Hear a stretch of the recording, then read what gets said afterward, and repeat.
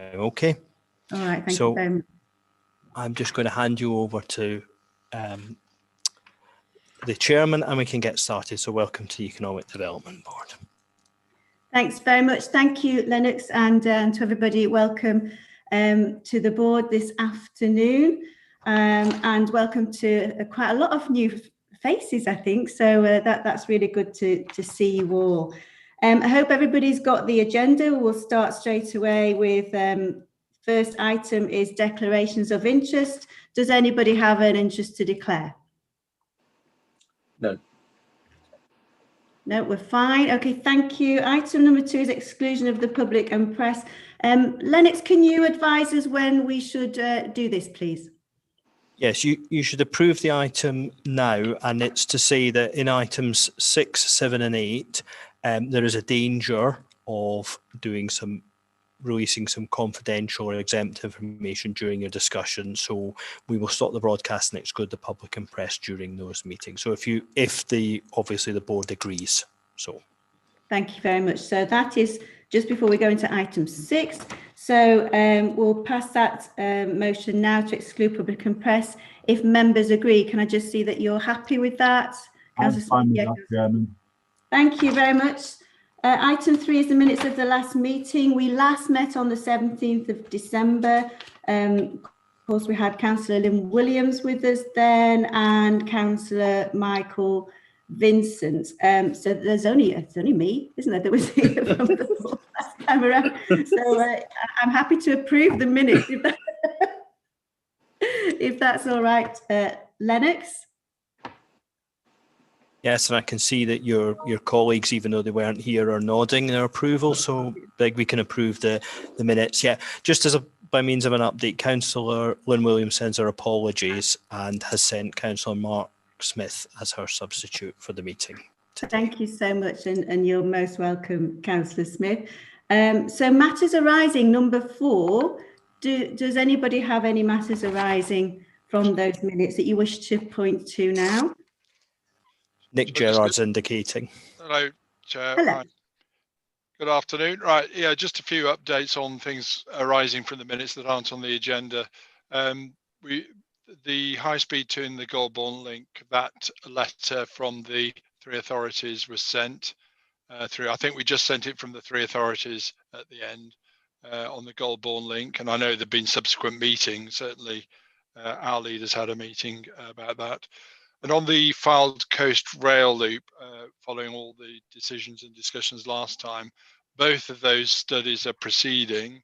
The Fleetwood to Poulton piece of work, the strategic outline business case, is currently scheduled to complete in, I think, June.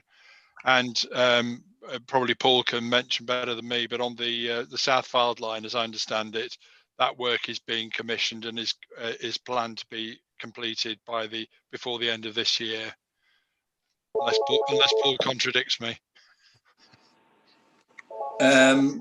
Probably Alan's best place to comment on that, because Alan's sponsoring that project at the moment. Thanks, Alan. And you'll be delighted to know, Nick, that I'm not going to contradict you. That is exactly right. Fantastic. That's all, Chair. Thanks. Thank you so much. Just from me, just picking up on so we had under 5 matters arising from last time. We noted about the full fibre network and Fylde and Wyre councils joining the cooperative, and to receive a further update on the progress at a suitable meeting in 2021. If it's acceptable, I think it would be timely to have that on the next agenda, because then that will be 9 months, I think, really, from when we tackled it last time. I'd just like to keep things moving. If I can flag that up now, if that's acceptable, I'd like for us to note that going forward. And then the other ones under item 12, which was about future direction and priorities. The board agreed under a new priority of levelling up to identify how to support and assist in developing LEP priorities. So again, I'm kind of flagging that up to make sure we move that forward, please, in a future meeting, June, if not June, then following. But having made that decision by the board, we do need to pick that up, don't we, and take up those opportunities. So if I can just mention that one. And also under the same item, the board agreed priority of marketing about a project to promote the region post-COVID. So again, and I know we are talking about tourism at the moment, but generally, and I believe we may have a marketing update next time round. If anybody is able to, Nick, you may be able to confirm. Yeah, on both those things, if you remember on the LEP item, first of all, I think we agreed with Sarah that we would aim, Sarah Kemp, to have it twice a year. So that would mean we'd be inviting her back to the next meeting. And also on the marketing and the business investment marketing particularly, we'll pick that up at the next meeting as well. That's great, thank you. And the other one was on flooding, which we weren't able to get before this meeting, but again, if it can be picked up for next meeting, that would be great. Yes, certainly. Thank you so much. I think Nick's frozen. Oh no, he's back with us. Okay, that was for me. And then so on to item 5, if there's nothing else from matters arising, we're on to tourism recovery. Starts on page 9 of the report. And thank you very much for the contributions from each authority on that. Who would like to start? And it would be great to hear from each authority, but who would like to start to introduce the report? I'll just do a quick intro if you like, Chair. Yeah, we said we wanted to have this discussion about tourism recovery. So what we've got lined up, thank you to the additional attendees who come to the meeting. The report basically summarises what where marketing in Lancashire are up to in the 3 authorities. But we've actually got to the meeting starting with Rachel McQueen, Chief Executive Marketing in Lancashire, who's going to do us a short presentation about their work. And then we've got the 3 relevant people from Blackpool, Fylde and Wyre to maybe just give a quick commentary from their perspective prior to opening up that debate, Chair. Thank you so much. So may I hand over to Rachel McQueen, if that's okay? Welcome, Rachel. Thank you, Chair. And please, I apologise for keeping to disappear. As Nick knows, I've just got a new puppy and it's eating things. So I apologise in advance for any issues around that. Am I able to share my screen? Yeah. Hopefully.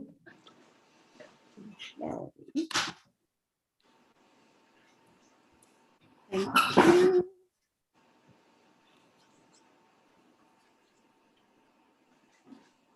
Okay, can people see that? It's going to be bigger. It's a classic Zoom question, that, isn't it? Can you see my screen? Yes. Fantastic.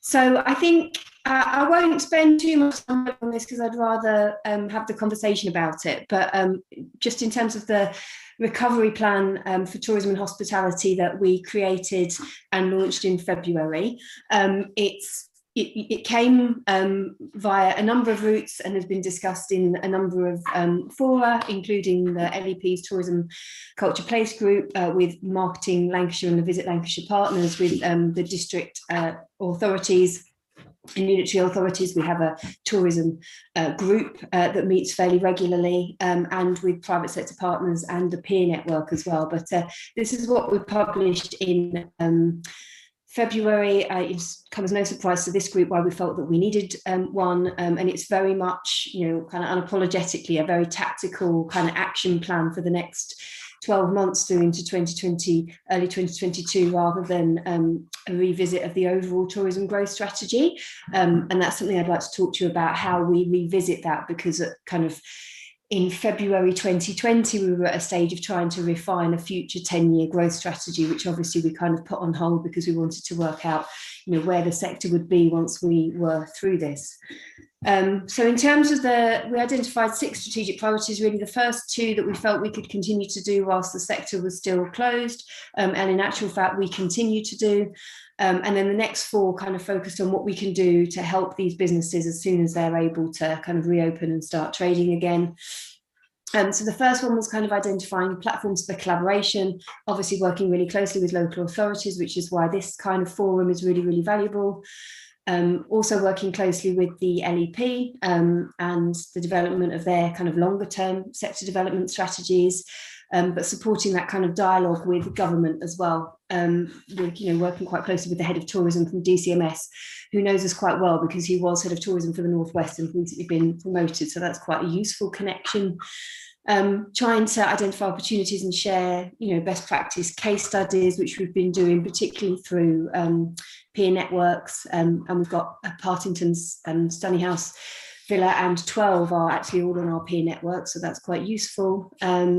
Continuing our B2B communications, obviously, that we've been doing with our partners and with the broader industry, and then really obviously continuing to build the intelligence to inform the development of our activities as we go forwards.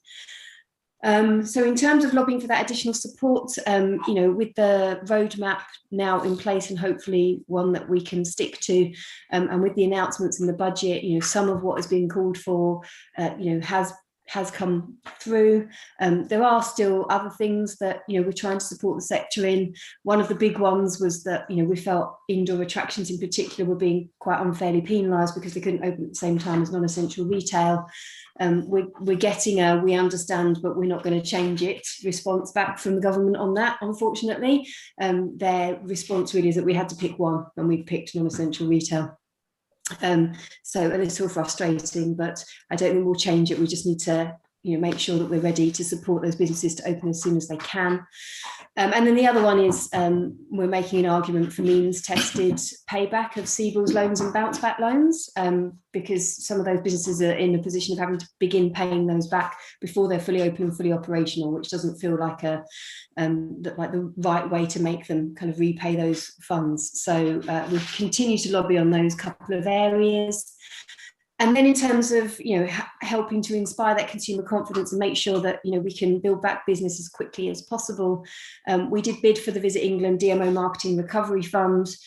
We were successful. We bid for 100,000. We got 80,000. So not quite as much as we went for, but it was a very competitive process. So we're delighted to have been able to achieve that. And I'll bring you up to speed a little bit more on these at the end in terms of where we're going with them. The idea is that for that project, you have to have the product bookable on the website. Not everybody can be bookable because through a DMO website, because we have to use TXGB, which is the National Visit Britain funded booking system. A number of businesses are able to interact with that. But for example, a frustration for us is that Merlin currently isn't, and Merlin's trying to address that at a national level. So it's not ideal. Not everybody can put their product bookable through that. But what it means is that as long as we can get enough on there and then create some itineraries to inspire people to do more once they've booked one or two elements, that'll be how we try and maximise the value of that activity. And just obviously, which, Visit Blackpool have been doing a lot with Blackpool businesses, but we've been doing across the county, engaging in those national initiatives such as We're Good to Go. Lancashire, I think, had about 700 businesses signed up to that standard within a week. So our businesses have been very proactive in that. Also looking to maximise that visitor interaction, which we've got better and better at over the course of lockdown, as it's been the only way that we're able to engage. Then kind of moving on to destination, obviously not just through this summer, where there is an expectation or a hope certainly that we'll be able to take advantage of what they still call a staycation boom, although it can't really be a boom because everybody's operating under reduced capacity, and even with one summer at full capacity, you can't claw back what's almost an entire year's lost. So we're very much focusing, and I know colleagues are as well, extending that season beyond summer, making the absolute maximum out of autumn, winter and into early part of next year. We want to kind of divert as many audiences as we can towards these new collaborative kind of communications activities. Working with trade to package itineraries. We did virtual GB last month or just a couple of weeks ago. We met with 83 travel trade. There's a real interest in Lancashire's offer, and particularly from a coast and Blackpool perspective, seaside resort perspective, and the Indian travel trade were particularly interested. So longer term ahead, once international travel comes back, we do still believe there's an opportunity there. obviously, target media familiarisation visits, media are, all of those requests are coming back out now, and everybody's interested in, finding out particularly the coastal offer. And we are part of the Discover England Fund England's Coast project. So we do get featured in their activity as well, as part of their promotion. And then just ensuring that obviously any national activity that's being delivered by Visit England and Visit Britain, includes us and our appropriate content. Just tripping back slightly, one of the things that the funds that we've had for the Marketing Recovery Fund has enabled us to do is invest in additional content, and all of that content is available for everybody to use. It's in whatever way, shape or form, be it that individual partners, local authorities, us, Visit Britain, Visit England. So that's both film and photography. So we'll be capturing a lot of that over the next kind of coming couple of weeks. This is a kind of an aspiration. It's not a tangible project as yet, but it's one that we continue to explore, the idea of a kind of, we're calling it a Connect Lancashire platform, but a data-driven visitor management system in some way, shape or form. There is a coastal one that's working quite well down in Bournemouth, which is more kind of focused on trying to target people towards the areas that you want them to go.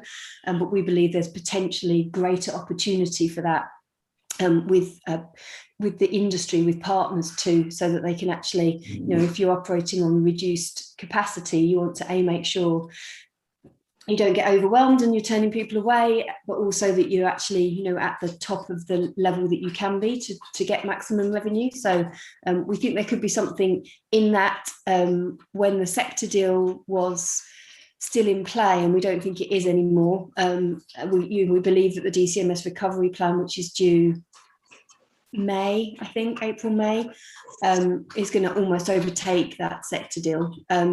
We felt it was something that, they're looking at innovative data-driven projects, and we felt that this might be something that we could collaboratively do kind of at a Lancashire level. But like I say, we don't have funding streams identified for this yet, so it's one that we're still exploring. And the last one is simply to secure maximum benefit for the sector. So, obviously one of our priorities for the next year is supporting the Lancashire 2025 bid team to create a really compelling bid and make sure that Lancashire wins UK City of Culture 2025. Supporting other proposals for major projects, supporting very specifically, Visit Blackpool and the team there in the delivery of your recovery plans. Supporting the local town fund deals to kind of try and make sure that the town centres are playing an active role in bringing that visitor numbers back. Working with Historic England as well, obviously, because there's the High Street Heritage Action Zones across Lancashire.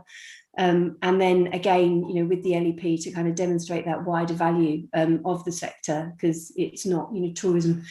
The tourism sector, if you like, is so much more than just tourists, and I think will be a key critical factor in kind of driving Lancashire's post-COVID recovery.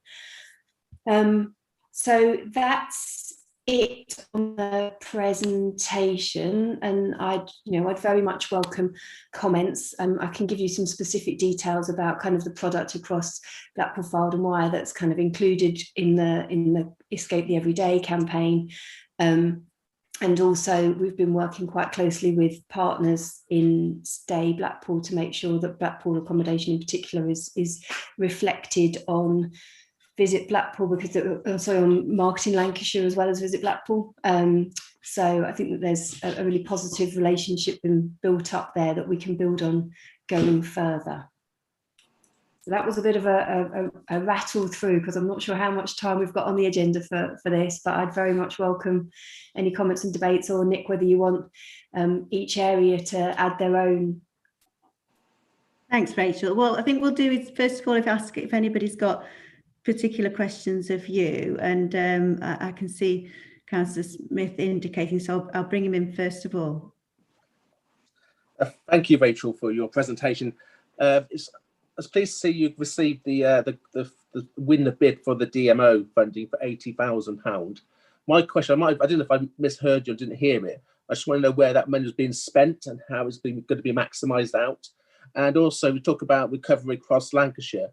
There's also struggling sort of tourism coach companies trying to work with them? Are we working in sort of avenues to support coach companies and bring people around this part of the neck of the woods?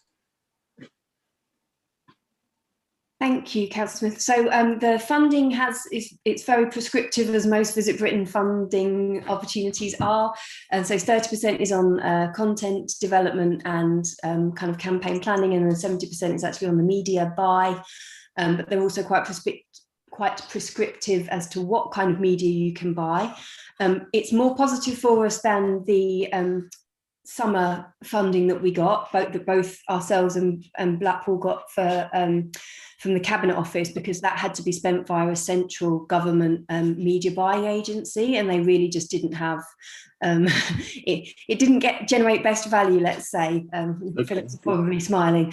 So this one, we get to deliver the funds as we want to directly ourselves, but they are it has to be done primarily on digital. They're very, very keen that we don't invest in any form of activity that you can't pull almost immediately, should we be in the situation of having to go into local tier restrictions again and things like that, which obviously we're very much hopeful that we won't be.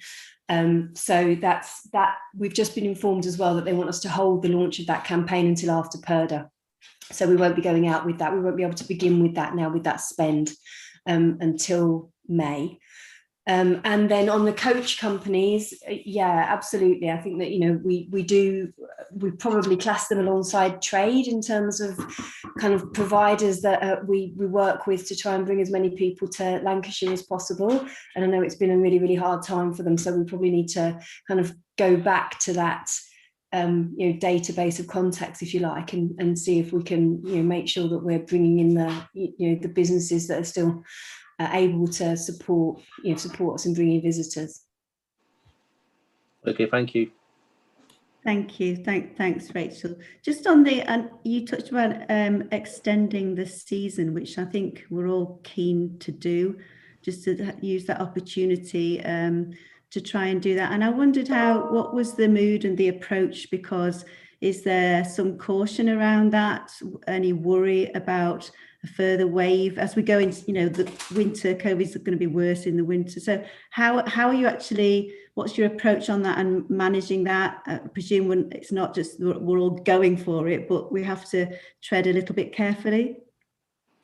We do, and I think it's, in part, obviously, it's going to be dependent on the vaccination programme, and if we can have, all adults vaccinated by the end of summer. Obviously, there's a hope that we can go into an autumn and winter season without the need of further tier restrictions. But, if you'd asked me this time last year whether we'd still be here now, I would have said no. So I think many people would have done. So we can never be 100% certain about it. I think, one of the things that we're just trying to do is test that consumer confidence, make sure that consumers feel confident in coming to Lancashire. And I think our businesses have done a brilliant job in that. They did it last summer when we were released from lockdown, and they will do it again. So I think that we will be well positioned as a destination for people to come to over autumn and winter, as long as they're allowed to. So I think it's a tough question. I wish I had the crystal ball and the final answer, but I think all we can try and do is make sure that people know what we have here to entice them here, as long as they're actually still able to travel and to visit. Yeah, thanks very much. Is there any other questions for Rachel from anybody?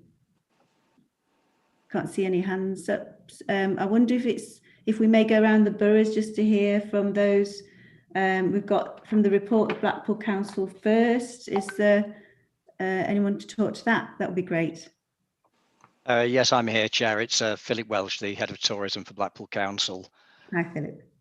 I won't dwell too long, because I've set it out in the report for you to look at how we're going to approach our tourism recovery. I guess in real terms, our tourism recovery has been going on for 9 or 10 months. We set up a tourism recovery group back in June last year, which comprises key attractions, venues, accommodation businesses.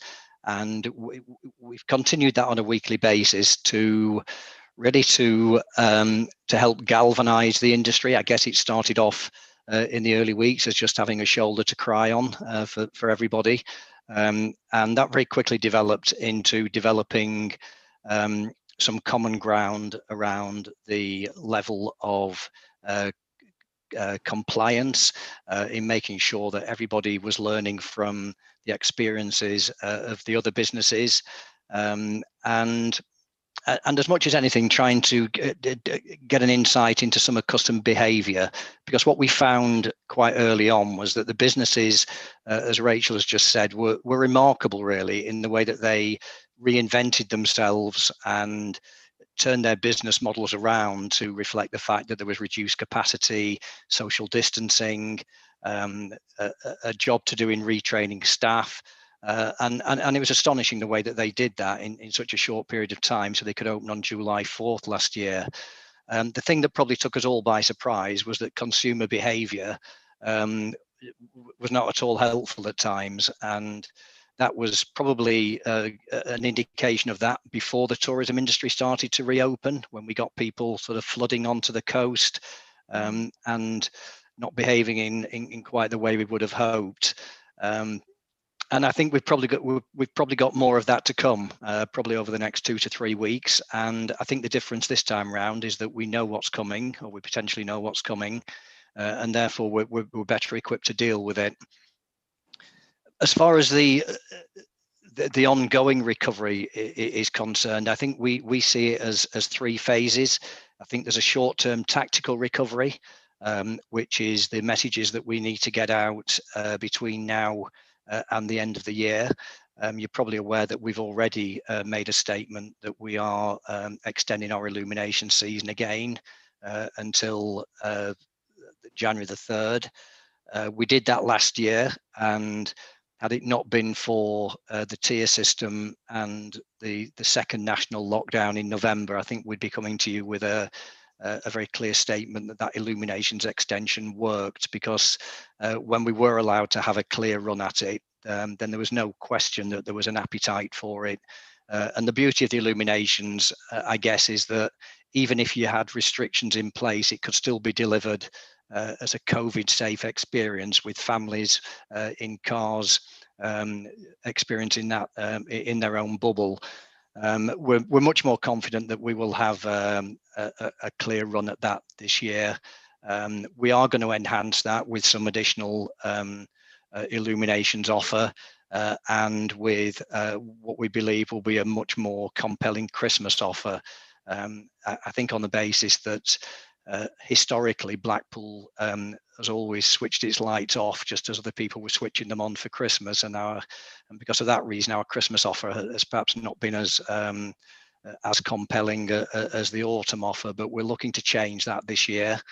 So we've got a phased recovery for this year, which, as I say, is more of a tactical one, and our messaging will evolve as the roadmap starts to unfold. So at the moment, our message is very much one of be patient.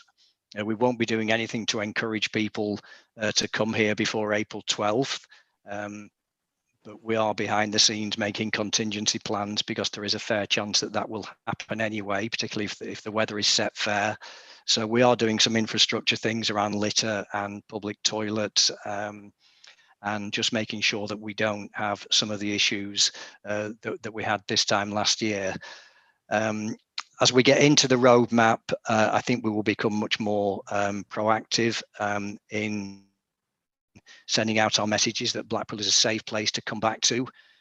We will still have that interesting mix of safety meets excitement, and it really is about, as far as the attractions are concerned, about trying to give people the confidence to book and to come here, but to know that they're going to have an enjoyable, as opposed to a sort of sterile, almost medical experience. So again, the attractions have done an awful lot of work in getting that sort of work done, so that the consumer confidence can very quickly be restored. I think at the same time, we are mindful that while we may get a staycation effect this year, because there is a pent-up demand out there, we know that. But I think what we probably ought to be mindful of is that This year, we will be in competition with every other domestic destination that also wants a piece of that staycation market. And I think next year, we will probably have a bigger challenge in that if there's a pent-up demand for domestic travel this year, there will be a very strong pent-up demand for international travel next year. So a lot of the work that we'll be doing over the next few months will be laying the foundations for destination marketing activity, probably including a new TV creative, so that we can start to market what will probably be our first fully rounded tourism offer since 2019. So that's part of the planning for next year. We're also fortunate, I think, in two respects. One, that we have quite a lot of physical investment that's already underway. So we've got a new conference centre due to open towards the end of the year, which helps us towards our ambition of becoming a true year-round destination. Again, we're fortunate that we've got town deal funding, which will help us to reinvigorate the illuminations offer. So hopefully we will start to see some of the results of that this year and in the years beyond that. And although we've had the stop-start nature of the pandemic over the last 12 months, some of the building work around the next generation hotels and the planning for new attractions has not stopped. So we will start to see the results of that this year and into next year. And I guess the final thing where we have been fortunate is that as a local authority, we've been able to keep putting money into the tourism recovery, and we anticipate that we will have to take a lead on that this year, because our traditional partners, even our biggest private sector partners, have taken a hit in terms of income and profitability over the last 12 months. So I think it's really important from a local authority that we sort of put a stake in the sand and lead from the front in terms of funding that tourism recovery this year. We are looking again behind the scenes at how we develop some more sustainable funding, given that we think that our tourism recovery is probably going to take maybe 3 to 5 years before we get back to the pre-COVID levels. Thank you, Philip. Such a lot of work going on, and a lot of that behind the scenes. Thank you very much for that. If I can ask you, and I'm sure that we all experience this, that wave of people that pent-up energy when they come out of lockdown and flooding to the coast. And you've said about doing things, being a bit caught out last year and doing things differently this year. Just so for all of us, what are those things that you're doing differently this year? I think, to be honest, Chair, it's learning from some of the lessons. I mean, we have if you take litter, for example, we have a very strong litter collection regime, both in the town centre, where we have the benefit of a town centre bid, which helps us with that particular area, but also on the promenade. But I think, what happened last year was that people flocked here, and the only thing they could do was either bring a picnic or get a takeaway and sit on the prom or sit on the beach, and the sort of I guess that consumer behaviour where there was just a willingness just to drop litter where they stood and not look for a bin or take it home with them. And in some instances, I guess it was down to bins being overwhelmed and some of the litter collection services being overwhelmed. But from a reputational point of view, it doesn't look good. And I think what we need to ensure is that we've got a contingency in place that accepts that at times there will be more people here than the litter collection regime could deal with if it just sticks to its normal patterns, and learning from some of the things that the other authorities did. I think some of the work that was undertaken in Fylde, and I've spoken to Alan about this previously, doing something as simple as giving out bin bags to picnicking parties in open spaces, which almost sort of embarrasses them into putting their litter into a bin bag, rather than just leaving it where they find it. I think it's very much about giving people that responsibility to help us, and a lot of our messaging will be around that. I think one of the other things that we learned last year is that actually getting people on side, whether it's businesses or consumers, is probably our first port of call, using the carrot rather than the stick. It may be that you have to turn to using the stick eventually, but getting people to comply and do it willingly, I think is a lot of the work that we want to do. And we had the COVID marshals in place from early autumn last year. We will stick with that, and we will probably look to roll that out in a slightly more consumer friendly way once the tourism industry starts to open up from certainly from May onwards. Thanks very much for that, Philip. Nobody's indicating, I don't think, to ask you. I think we'll move on then to Fylde. Tim Dixon, welcome. I'll hand over to you. Thanks, Chair, and good afternoon, everybody. And I appreciate my colleagues here on screen will probably know a lot of this already, but I'll just sort of do a quick canter through some key points. I mean, Philip was talking about behaviours there and being overwhelmed at times. And over Easter weekend, we'll have extra resources out. I'll be out there giving out bin bags as well, but we'll have extra staff out there trying to keep on top of bins and extra signage, highlighting where the toilets are, etc. So we'll have some extra resources out over busy times. Plus, we're looking at some sort of welcome ambassadors as well, to be sort of smiley people on the ground to welcome and just interact with visitors and sort of just remind them to be respectful and that they're having a great time, but just respecting the area really. So sort of eyes and ears on the ground to liaise with our operational teams as well. So that's going to be coming in new. We're very lucky down in Fylde that we've recently had a lot of money spent down at Fairhaven. So those who haven't been down there lately will notice there's some big developments going on there. We opened up a little adventure golf course there last year, which really started very, very well. Opens up again next Monday, but there's, thanks to the Heritage Lottery Fund, there's millions of pounds being spent down there. So that's something we can hang our hat on and do some good promotional activity around that. And of course, that's right next to the promenade, which has had sort of over £20 million of money spent on it from Fairhaven down to the top end of Lytham. So when the weather's right, we'll get some new photography, some new drone footage. We're waiting for some blue sky and some leaves on the trees to be able to do that. So we'll get that done shortly.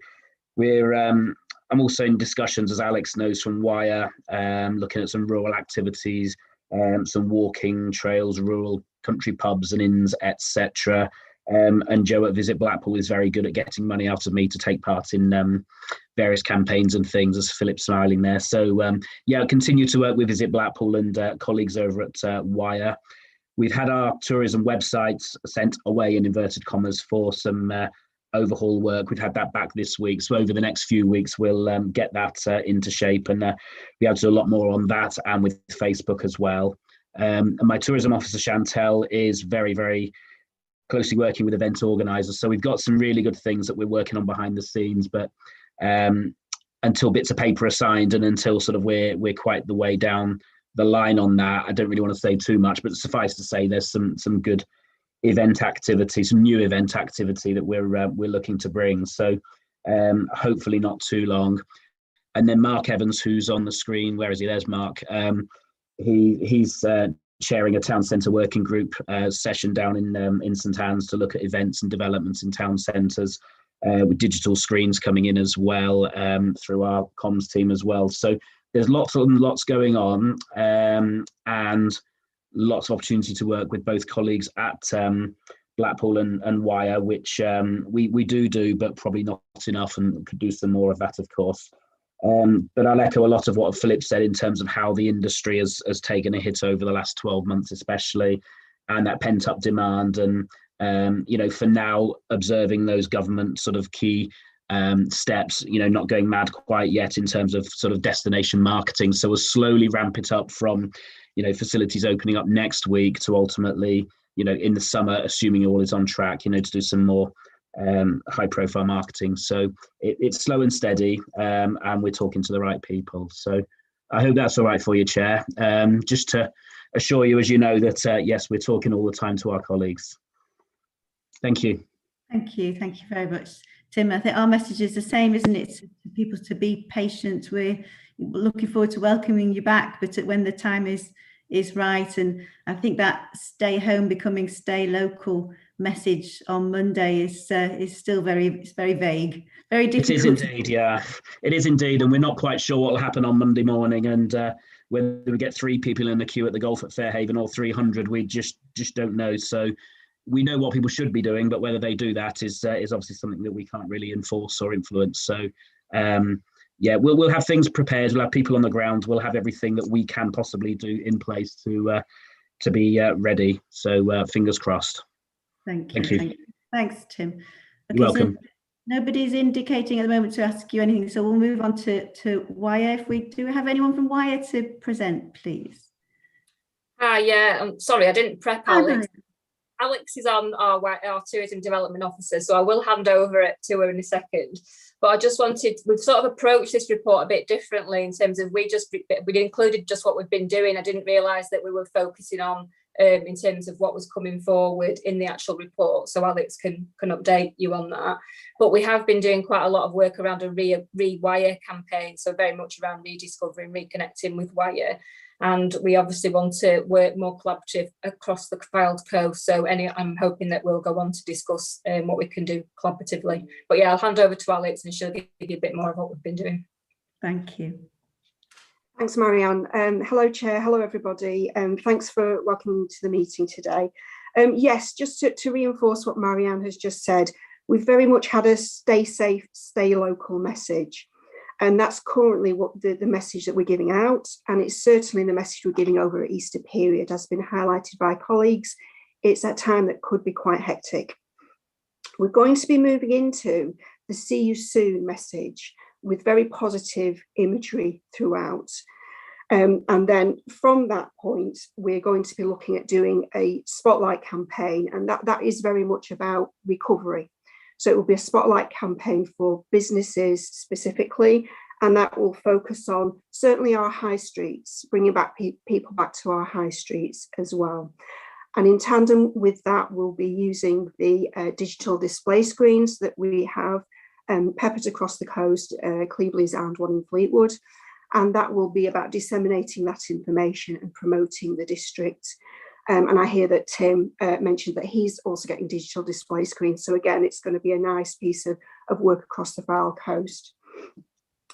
So those are going to be the key messages that we're going to be looking at. For us, collaboration is extremely important, and we do it. We do it well, but we can always do it better. We can always do it smarter. So working with colleagues at Marketing Lancashire, working with my colleagues at Fylde and Blackpool, there's some key areas that we are starting to look at and can look at. So as Tim mentioned, we're going to be looking at thematic walks from Wyre through to Fylde. And also we're going to be looking at things like heritage, the food and drink offer as well, which will be an area of interest, certainly. We know that that's a key area from research that's been done. And it's one of the areas that Marketing Lancashire has also flagged up as being an area that's of interest to people. Throughout, we're going to be using social media significantly, and that will be through the usual platforms, but also using our Discover Wyre website and our Discover Wyre brand. So for us, we've got a lot to say. But we're trying to do it in a very tactful, diplomatic and sensitive way. And of course, we're waiting for government guidelines. We're working to government guidelines. But at the moment, it's very much about stay safe, stay local, but we are moving into the see you soon bracket. And hopefully we can start working towards getting our group markets back. And that might be things like road shows that are collaborative, across working with districts across the Fylde coast and Lancashire, or it might be through our social media platforms. But yes, we are definitely looking at working at a collaborative approach. That's very important to us here at Wyre. Thanks, Alex. That's really helpful. I like your "see you soon" message. That sounds great. Nobody indicating to ask you any particular questions, but Councillor Henderson, do come in. No, it's a bit early yet, Chairman. I've put that hand up a bit too quick. It's not to ask Alex any questions. It's just for a comment towards the end. All right, I'll bring you back then if that's okay. Yeah, fine, thanks. But if I can just pick up you'll see that the recommendations talks about noting the progress made, which we've discussed, but then to discuss potential for further areas of collaboration, and that's been mentioned by a few colleagues. And can I just go back to Marianne, if that's okay, because you said that was important. And are there particular ideas you want to bring to the table now, or how would you suggest we move that forward in terms of the collaboration? Yeah, thanks for that. I mean, I was very interested in what Blackpool said about the tourism recovery group that they've got going, and I just wondered whether there's an opportunity to expand that group to involve colleagues from Wyre and also from Fylde, so that we can work together on some campaigns, joint itineraries, things like that. But I think it would be good if we could, expand or even have a separate group. I don't know how feasible it is for the current tourism group to expand. Maybe Phil could answer that. Yes, I'm happy to answer that, Chair. I mean, we're more than happy for anyone to join the group. I mean, we've expanded from probably 7 or 8 people up to about sort of 16 or 17 now, and we occasionally bring our MPs into the mix because we use it as a lobbying group as well. So, I mean, I'm happy to talk to you to both Fylde and Wyre as to whether you want to come into just some of those meetings or all of them. They are quite Blackpool specific, obviously, in parts because they are primarily Blackpool operators, but there are common themes in there. And I just wonder, it was raised earlier on by Councillor Smith. I mean, one of the things which is a common theme across the whole of the Fylde coast is this issue with the coaching industry. And there's no question that the coaching industry has fallen through the cracks in terms of support. And we've had a number of provisional discussions about what we might do to support and what we might do to promote, because certainly in Blackpool, and I'm guessing Fylde and Wyre are the same, we are dependent on the coach industry getting through this and surviving, not just from a hotel point of view, but from a venue point of view. So maybe there are some common theme activities that we can pick up through that group, Marianne. Thank you. Yeah, absolutely. That sounds really good idea, Phil. Tim, just coming to you, do you see merit in? I mean, none of us, we don't want to be meeting for meeting's sake. None of us like that. But if there's could be some common ground, do you feel that would be useful, Tim? Absolutely. I mean, Philip's talking about the coach industry, and there's a number of hotels, especially in St Anne's, that are absolutely reliant on that industry. And I think we need to, as Philip says, work hard to work with that particular sector. So I'm more than happy to speak with Philip and with Alex, to see how we can do that. We do exhibitions, trade shows, etc. as a joint piece of work. Obviously not lately, but we do go out collectively and do those sort of trade shows. So more than happy to look at some of those, or going to do some visits to particular coach businesses if that would help. So I'm more than happy to sort of work with Philip on any sort of marketing campaign, for that sector, or anything else that we can, because clearly with the numbers that Blackpool attracts, it's very, very important for us to be working with our colleagues literally just up the road. So more than happy to speak with Philip, whether it's, some of the Visit Blackpool campaigns that they're doing, whether it's some of the work with Blackpool Transport that we can do, because they have a good network around Fylde and Wyre. I'm sure there's opportunities off the back of those that we can explore further. So yeah, more than happy to look at that, Karen. Thanks. Did you want your hands up? Do you want to come back in? Yeah, it was just to say that, I mean, there is a sort of heaven sent opportunity really in terms of getting into the coach industry, and also looking at public transport in the broader sense, because there is a whole consumer confidence issue about the use of public transport. But Jane Cole, who's the MD of Blackpool Transport, is actually the president of the Confederation of Passenger Transport this year. So there's a real opportunity there to to get some of the key players in the industry to the table, and I think it's interesting. I mean, we've always found it difficult to engage with the likes of Network Rail from a marketing and promotional point of view, but they've actually come to us in the last few weeks to talk about what they might do to support us, and what we might do to support them in terms of rebuilding rail numbers, where there is clearly an issue in that whole consumer confidence thing. So it sort of feels, Chair, like there might be some time well spent in looking at transport and coaching between us. Yes, thank you very much. That's really interesting. Yeah. That's come out. When I asked for this item to be on the agenda, my thoughts were around joint marketing of the Fylde coast, and and the synergy and the way that we would complement one another. But having received the reports, there's an awful lot of that going on in any event. Everybody's doing that, and we're not here to sort of duplicate everything, but to find those linkages is really interesting. What's come out of today. So that to me is a way to progress. Does anybody else want to come in, or I'm going to go to David Henderson? David. Thanks, Chairman. It's a little bit on from what Marianne said, actually, because I'd made some notes when I read the report, and it took me into the way of expanding to take the Fylde coast forward as such, because that's the way I always look at it. Being brought up in Blackpool and then living in Wyre, and I see all the little bits of how one can help the other. So I did take the theme from the tourism recovery group part that I read, and all I did, I just looked on, could we expand that? I fully understand. We've always, you and I, Karen, have always said you don't want a talking shop just for a talking shop. And as Philip has said, that yeah, it's quite fine for officers to go along and sit down with them and see if you could expand on that.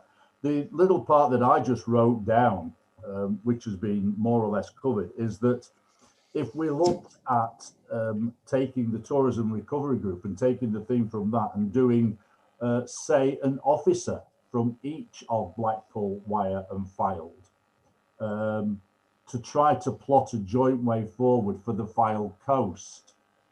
But that would seem then that if an officer from Fylde and an officer from Wyre could go along and join the tourism recovery group as such, then it might move out from there on that one. But I was looking at just a very small group at first who could try to promote the Fylde coast as the Fylde coast. We all know that Blackpool's the driver. Blackpool's the big one that pulls people over here, but then let's start to spread out more about what Fylde and what Wyre has to offer and what all three of us have to offer together. I'd also just like to add as well, thank you to Rachel. I like a speedy and concise presentation. It makes my day. Thanks. Thank you. Thanks, David. I think that's a good resolution. If you're happy, if we're happy, councillors, to allow our officers to take this forward and to meet, and decide on the best way to explore those opportunities, and then they can obviously report back to us. But to find those areas that are of common ground that will benefit us all. Councillors, are you happy for that as a resolution? Thank you. Yeah, thank you, Mark. You're indicating. Okay, I think. Well, thanks to everybody for your reports and the discussion on that. That's really useful. And thank you to Rachel. And Rachel, feel free to take your leave if you wish. That's fine. It's good to see you. Thank you. Lovely to see you all, and I'll look forward to catching up with colleagues again soon. Bye. Chair, we could let the tourism officers escape as well if they wanted to. We certainly can, yes. Thank you. Chairman, yeah, I Thank was you. just going to say that if we could pause briefly while we enter the private session, and any of the tourism officers, any of the officers that came for just that part, if you wish to leave, that's absolutely fine. I'll just confirm to you in 2 seconds, Chairman, once the broadcast has been stopped.